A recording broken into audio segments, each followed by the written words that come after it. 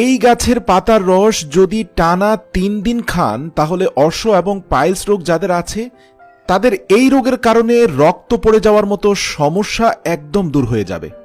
এই রস খেতে হবে টানা 3 দিন, তারপরে আপনি ফল হাতে নাতে পাবেন ইনশাল্লাহ। তবে যাদের রোগের তীব্রতা বেশি টানা 7 দিন এমনকি টানা 21 দিন পর্যন্ত খেতে পারেন, কারণ এই পাতা বা ঔষধি গাছের রস খাওয়ার কোনো পার্শ্ব প্রতিক্রিয়া নেই। প্রিয় দর্শক, আজকে কথা বলছি পাথরকুচি পাতার ঔষধি গুণ নিয়ে। পাথরকুচি পাতার এত গুণ রয়েছে যে এটি আপনাকে 15টি মারাত্মক রোগের হাত থেকে রক্ষা করবে।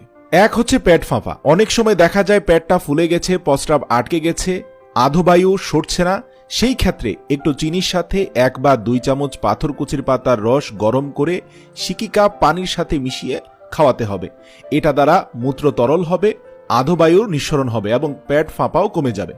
কিডনির পাথর অপসারণেও পাথরকুচি পাতার অসাধারণ গুণাগুণ